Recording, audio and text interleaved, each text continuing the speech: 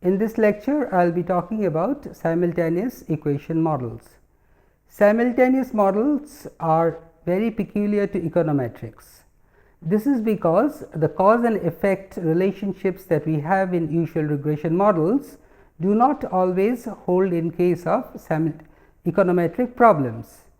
Very often what happens is that some of the variables which may be the cause variable in one equation might turn out to be an effect variable in another equation. So, unlike in natural sciences where causes and effects are very well defined, economics and social science models generally have difficulty in identifying which is the cause and which is the effect, and hence what we require is to treat the different variables together in a set of equations known as the simultaneous equation models. What we will do in today's lecture is give you an idea of what simultaneous equation models is and also tell you why we require these models.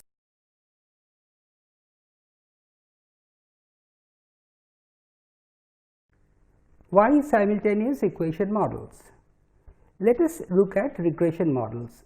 Suppose we have p plus 1 variables and we want to set up a regression models using this p plus 1 variables. Among this p plus 1 variables, we identify one variable y as the response variable or the dependent variable and use the other p variables x1, x2, xp as a set of explanatory variables which would explain what y is. So, usually the x1, x2, xp are assumed prefixed, that is they are known beforehand and they influence the y variable. Now, if you look at this, what we talk about here is that x1, x2, xp is a set of independent variables. These are referred to as the cause variables and they affect the y variable which is the effect variable. So, we have a unidirectional cause effect relationship in this case, and in most natural sciences this is very clearly defined. So, given this, we generally set up a linear model which is the simplest of all models. We can have nonlinear models as well, and in this linear models we have y on the left hand side which is explained by an intercept beta naught plus beta 1 x1 plus dot etc. plus beta p xp and a disturbance term. Now, this beta 1, beta p etc. these are the slopes of the x1, x2, xp independent variables. So, they give us the impact of x1, x2, xp on y. However, very often this well defined one directional cause effect may not be available. So, in cases of economic studies, this cause and effect is not so distinct or clear cut. As an example, we can look at the quantity of a good demanded.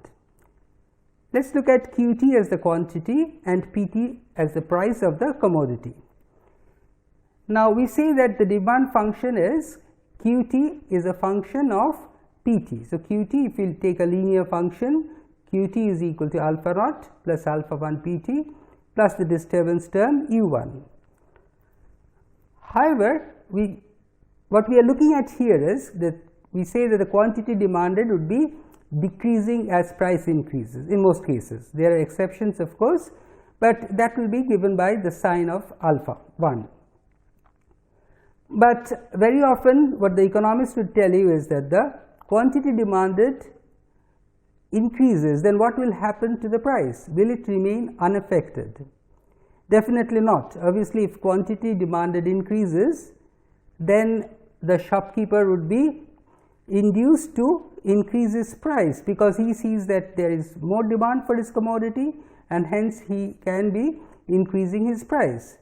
So, we cannot say that quantity demanded does not affect price.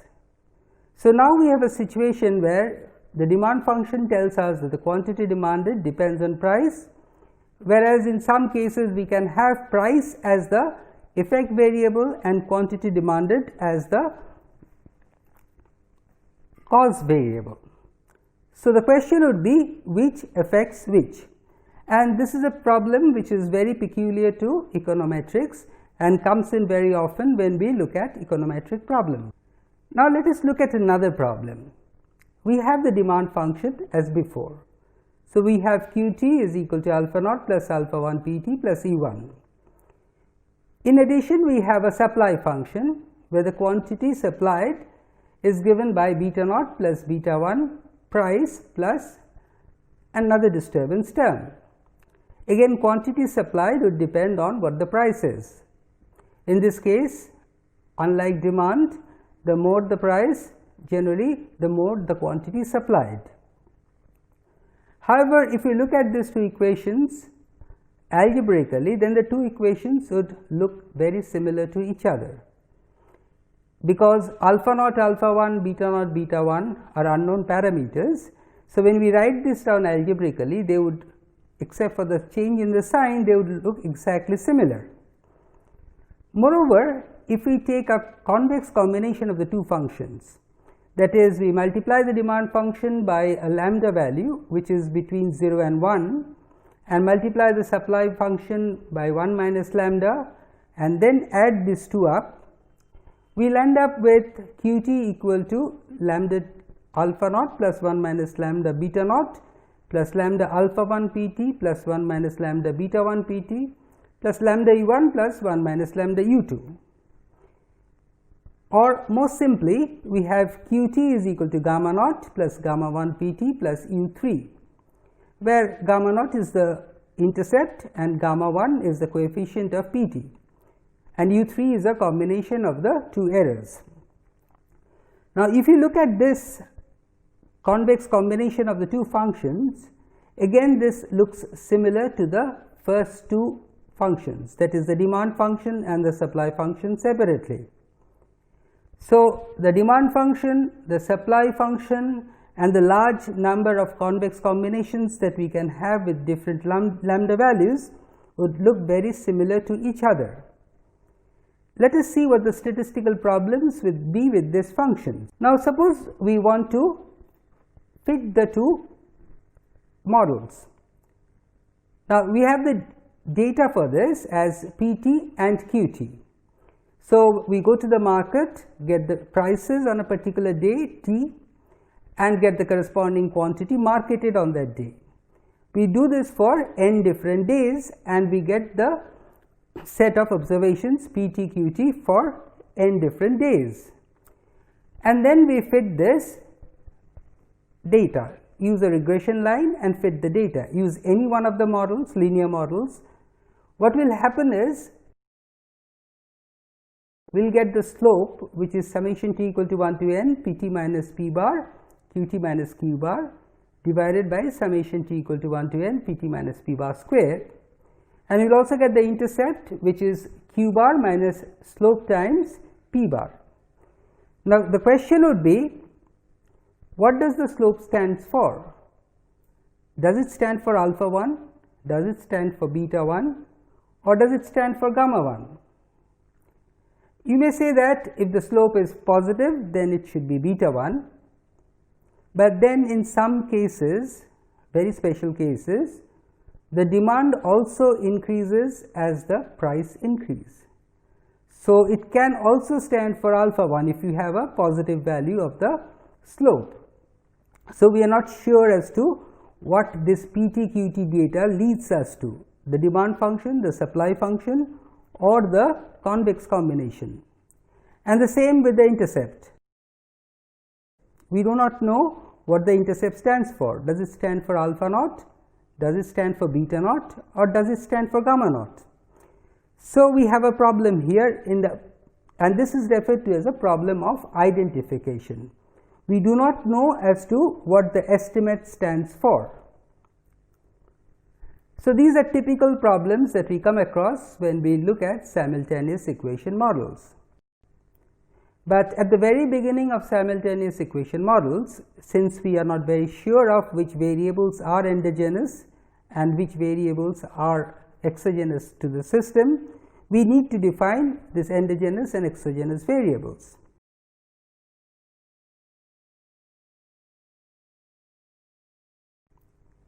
So, what are endogenous variables?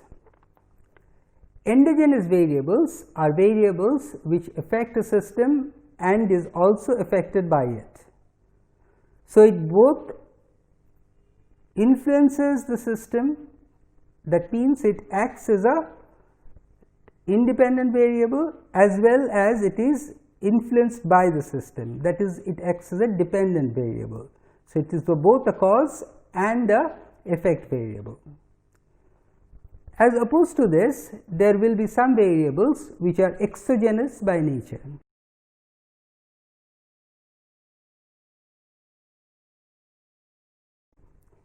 Exogenous variables affect a system, but is not affected by it. So, these exogenous variables are primarily independent variables.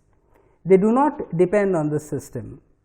So, these, if you remember the simple regression model where we had one y and a set of x's, the x's were exogenous variable, but y was not exactly an endogenous variable. We call it a response variable, which is a very special case of an endogenous variable. In that case, the response was affected by the system, but it did not affect the system. So, that was a very special case, but in some cases what happens is that some of the responses may themselves be in some other situations act as a independent variable. In that case, we need to go for a simultaneous equation model. Let us look at an example. So, if we go back to the demand function, we had Qt is equal to alpha naught plus alpha 1 Pt, and now we have a new variable Ht. Ht may stand for the taste or habits of individuals. Now, demand would depend on what the taste and habits of individuals are. Similarly, if you look at the supply function, we have Qt, which is beta naught plus beta 1 Pt plus delta 2 Rt plus U2. In this case, delta 2 Rt is the new factor that comes in, and Rt is, we have assumed it to be rainfall. So, the supply depends on rainfall. For instance, what is the amount of wheat that is coming into the market? That will be defined by what the amount of rainfall is. So, we have a rainfall effect also. Now, in this case, you can very well see that Qt and Pt are endogenous variables. These are system variables which affect the system. Price affects quantity demanded, price affects supply, but then if the demand is high, then the price is going to go up. If the supply is high, then the price is going to go down. So, these are also affected by the system, and hence they are endogenous variables. Whereas, if you look at Ht and Rt, these are primarily exogenous by nature. So, taste and habit, they have an influence on demand, but demand does not have an effect on taste and habit.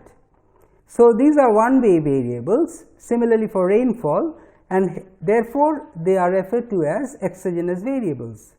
They are not affected by the system. So, this is how we first need to identify which variables are endogenous and which variables are exogenous. Now, when we set up the simultaneous equation model, we clearly distinguish between these two types of variables, and a general equation models would be written as follows. Suppose we have g endogenous variables in a system and k exogenous variables. Then the equations would read like this. The first equation is beta 1 1 y 1 plus beta 1 2 y 2 goes up to beta 1 g y g. So, we have this part depending on the endogenous variables, and the second part starting with gamma 1 1 x 1 to gamma 1 k x k. This is the part which depends on the exogenous variables, and the sum of this is equal to some disturbance. Usually remember, we write the exogenous variables on the right hand side but in this case we have written everything on the left hand side, and I will explain why we do so as we go along. Now, again we have a second equation involving the same y1 to yg endogenous variables and x1 to xk exogenous variables, and we have g such equations. In matrix notation, if we put this, we write the model as by plus gamma x is equal to u, where B is the matrix of the betas. So, B is a G by G matrix having the elements beta 1 1, beta 1 2, beta 1 g. These are the coefficients of the endogenous variables in the G equations. Y is of course the G endogenous variables, and we also have gamma, which is the coefficients of the exogenous variables x1, x2, xk given by the vector x, and then you have the vector of the disturbances. The question which naturally arises, and which you must have noticed by now, is that why do you have G equations? Why not 2, 4, 5 or maybe k or G plus k equations? There are G equations in G plus k variables y prime and x prime. Why G? This is because there are G endogenous variables in the system, and we can look up at this as each of these endogenous variables is a response variable in one of the equations. So, maybe the first equation has y1 as the endogenous variable. Assuming that beta 1, beta 2, beta gg equal to 1, we can write y1 as minus of beta 1 to y2 minus of dot dot minus beta 1 yj, and the x is x1, x2, xk, and then the disturbance component.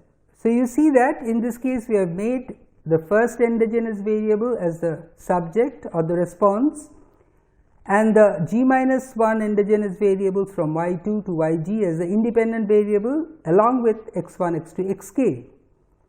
Similarly, in the second equation we can write y2 as the response variable in terms of the endogenous variables y1, y3, yg, and the exogenous variables x1, x2, xk. So, to write all the G endogenous variable as the response variable in one of the equations, we need G equations. That is the reason why we have G equations here. Now, the next question is why simultaneous equations? If you observe what we did before, and if you observe what we just did, y1 could be written in terms of G minus 1 endogenous variables and k exogenous variables. Similarly, for the other variables. So, the question is, why do not we treat the G equations separately? Why do we need to take them together in a simultaneous equation system rather than do G single equation regression models? And if we do that, it is easy because you can use the single equation techniques on each of them separately and get the estimates. The problem is that we cannot do that. There are two major reasons for that, and these reasons are because if we do that, we need to make very strong and unrealistic assumptions. What are the two assumptions we need to make? First of all, we need to make the assumption that the yj's are uncorrelated with the uj's. Which yj's?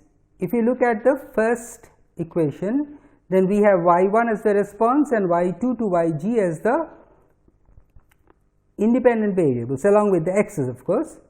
Remember, the x's are independent of u, so we do not have a problem, but the y's may not be independent of the u's. If they are not, then the estimates would turn out to be inconsistent. Remember, you have in your regression models studies have seen that the x's, the explanatory variables must be uncorrelated to the disturbances. In this case, yj's, some of the yj's are explanatory variables, and therefore, they need to be uncorrelated to the UJs. Does this assumption hold? We will see. The second assumption that we need to make here is that the UJs are uncorrelated among themselves. So, if they are correlated, obviously we are losing some information if we are using them separately.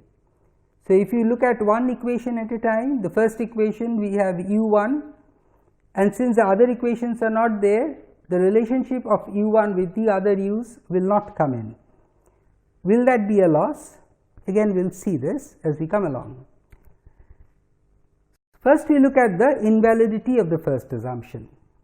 We say that this assumption is invalid in fact, so it is unrealistic to use this assumption. You see, y1 can be written as we saw, as minus beta 1 to y2 to minus beta 1 g yg, and in terms of the x's, and of course the u1 term. So, all the endogenous variables y2 to yg come on the right hand side as explanatory variables. Next, we look at y2. Again, y2 can be written in terms of y1, y3 up to yg, and then the x's plus u2.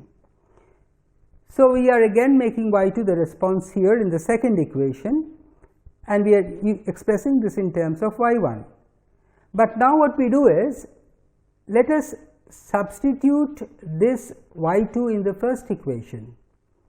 So, in the first equation, if we have this beta 1 y2 etc., from the first equation we take this and put this in place of y1 in the second equation, and therefore, what we have is minus beta 2 into the whole expression for y1 and then the remaining terms as before. But what you observe in 2 is that y2 now depends on u1. u1 comes in through y1 to influence y2. It is there in the second equation. So, how can we say that in the first equation y2 and u1 are uncorrelated to each other? We see that they are related to each other. y1 influences y2 in the second equation. So, our assumption that y2 and u1 in the first equation are uncorrelated does not hold, and therefore, we say that this assumption is invalid. But then, as I said before, if y2 is correlated with u1, you know that the regression models will says that the estimator would be inconsistent. So, we cannot apply the ordinary least squares to get this parameter estimates. So, what we need to do, probably we can go for instrumental variable techniques etc., but it will bring in a whole set of complexities. So, that is an assumption we cannot make, and so very often we cannot treat the equations. Let us have a look at the second assumption. The second assumption I will not say is invalid, but it is more unrealistic, in the sense that what are the UJs? These UJs are the disturbances which are composed of several things. They can be pure measurement errors, they may be specification bias, they may be excluded explanatory variables etc. Now, if uj and uk contain the same excluded variables or the same specification bias, then they are bound to be correlated. What do I mean by that? Suppose I am looking at two commodities QT. One commodity is the consumption of meat or quantity of meat demanded, and the other commodity is the quantity of fish demanded. Now, obviously, this would depend on their prices, and we build up a model of quantity demanded on price and leaving everything else into the disturbance term. But then, if we are sampling from an area where we have vegetarians, so the quantity demanded of both would be less given the same prices. But if we are doing this from an area where there are more non-vegetarians, obviously the consumption should be more. So, what we see here is that there are some variables like whether a person is vegetarian or non-vegetarian, which will affect both the equations. But then we have not brought this variable in either of the equations. So, where are they? They are in the error part, and because the same variable is in both the error parts, these two errors would become correlated. So, we will see that very often the UJs are correlated among themselves, and if we do not take into account this correlation, then what will happen is that we will have less efficient estimators.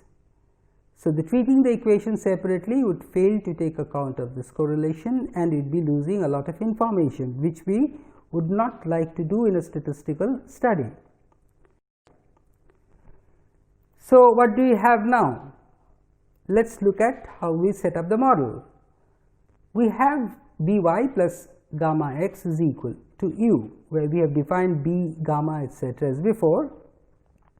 We call this the structural model. This is the model with which we start. We will see there are other forms of this model, but these are the parameters we are primarily interested in, and we will call beta, b and gamma the structural parameters. Now, the assumptions that we have made up to this point is, firstly we will assume that b is non-singular. Why do you assume b to be non-singular? This is because, what is b? b is the coefficient of the y's. So, if two rows of b is the same, then it becomes a singular b. Okay. For b non-singular, it means that all the rows are linearly independent of each other. If not, then two equations becomes similar, and hence one of the equations can always be dropped. That is the reason when we have a really good model, b automatically becomes non-singular. We do not have any redundancy in the model, we do not bring in useless equations which will be similar to some of the earlier equations. So, b is assumed to be non-singular. Another assumption that we will make is x is non-stochastic, that is, the exogenous variables are non-stochastic, or if they are not non-stochastic, that is, if they are stochastic, they are at least uncorrelated to the error. As I have mentioned several times, this is required so that the estimators are consistent. Let us look at the error or the disturbance. The initial assumption is expectation of u is going to be 0, and the other assumption that we will make is the dispersion of u is a positive definite matrix sigma of the form sigma equal to small sigma 1 1, sigma 1 2, etc. Obviously, this matrix is going to be a symmetric matrix. What we are assuming here is that this sigma matrix is not diagonal. If it was diagonal, then the equations would have been uncorrelated, the errors would have been uncorrelated with each other, and probably in that case we could have used single equation systems to actually estimate the parameters separately without taking extra information from the other equations. So, we will be assuming that the sigma matrix is non-diagonal. This is the basic structure of a simultaneous equation model, and in the subsequent lectures we will go into more details about this model and see what the problems related to them are. In this lecture, we have introduced the simultaneous equation models. We have discussed what the cause-effect relationships are and what problem it causes in econometric studies. We have also discussed why we need to have simultaneous equation models. We have just introduced the model in this lecture and we have stopped there. So, in subsequent lectures, what we will be doing is we will be looking at the models in greater detail and look at the difficulties that this model creates and how to circumvent those difficulties. And we will also look at how to estimate the parameters of those models.